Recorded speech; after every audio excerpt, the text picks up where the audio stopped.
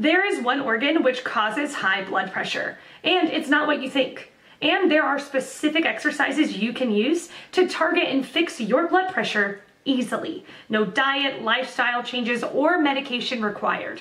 Check the link in the description below, but for now, today's question.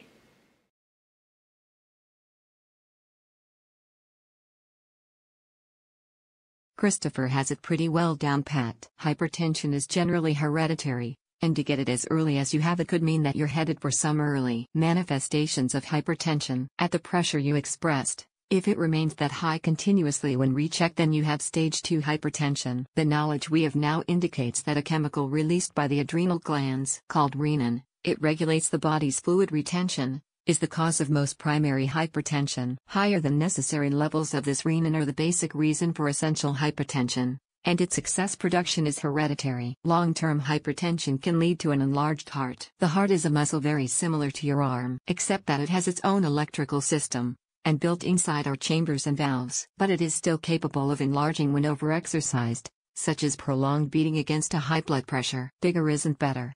The heart beats against itself. As it enlarges, more and more dead space occurs. Its output diminishes. Normal output is 65%, but anything less than 55% indicates impending heart failure. 40% or less is congestive heart failure, CHF. The next potential failure due to hypertension is kidney failure. Both CHF and kidney failure are essentially painless, hence the term silent killers. You need to begin taking blood pressure medication. Some will tell you not to. It is your choice. Lifestyle changes are hard to maintain. They are not particularly effective for your stage 2 hypertension. Medication for hypertension is categorized: diuretic, renin blocker, calcium channel blockers, beta blockers. Patients with stage 2 usually start on the first two categories. Long-term use of these medications have no obvious effects. Exercise always lowers blood pressure, and a moderate amount should be included in your efforts to control your hypertension. Good luck in your efforts.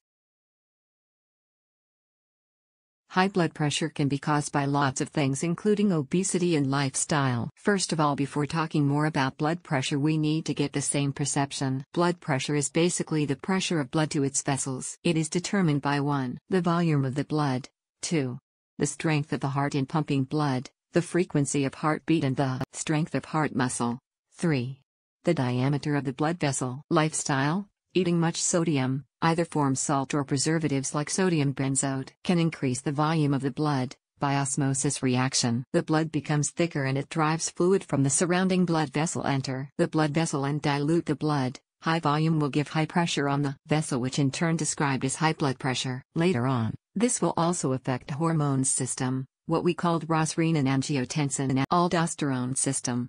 High content of fat in abdominal area is also believed as contributing to high blood pressure. Some scientists categorized fat tissue as endocrine organ that secretes hormones. Certain hormones produced by fat also affect one of the 3 determinants of blood pressure, which produce the net result of high blood pressure. If you don't have any other problem related to kidney, adrenal, thyroid, heart, etc., the possibility of the diagnosis would be essential hypertension, and the therapy would be lifestyle modification, reducing weight, and medication if needed, such as those from ACE inhibitor drugs, angiotensin receptor blocker, diuretics, or calcium channel blocker.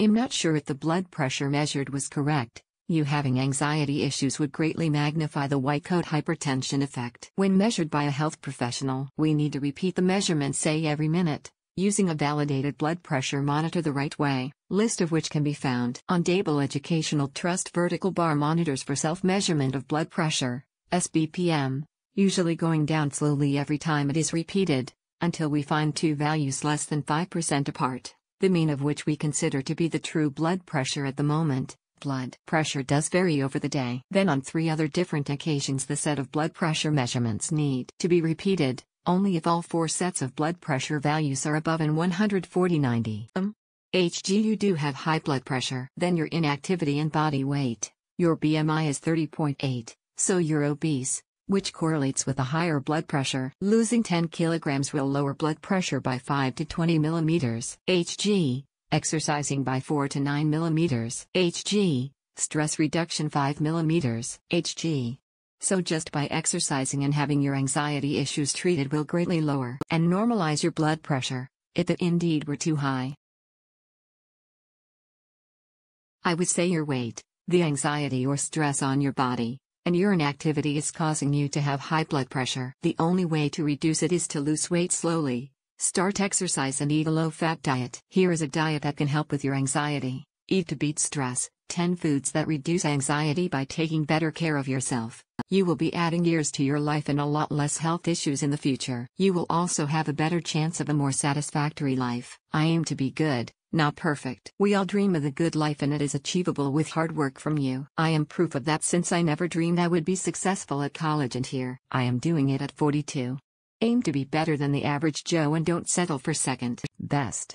I found this article, Depression and Anxiety. Exercise eases symptoms, and this one, Depression and Anxiety. Exercise eases symptoms. Running or jogging is great exercise and there is the such thing as the runner's high from it where you will feel great. I have a friend who has anxiety problems and swears by it when he finds the time to run.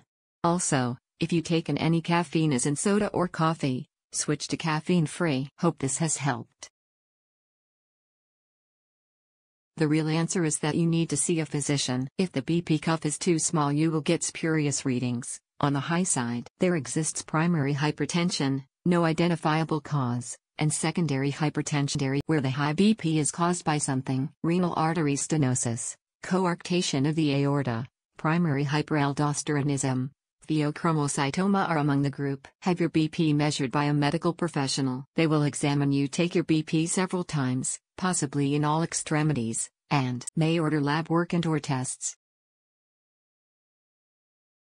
You're a young man, you are obviously intelligent as you've realized that you are a bit overweight, you suffer with anxiety and you sit around too much, which is all contributing to your blood pressure readings. Just make a few changes every day. 1. Walk briskly for 10 minutes 3x a day, or use something like the Nintendo Wii for half an hour or so. 2. Don't snack between meals and drink more water than fizzy drinks. 3. Relax. There are lots of apps for breathing, meditation or mindfulness. Use them daily for 10 minutes or listen to music/watch TV/read a book, anything to distract yourself from the everyday stresses and strains in your life. 4. Stop taking your blood pressure. Good luck and try not to worry. I know it's difficult. There are immense pressures on young people in this modern world, but remember this: what is life for?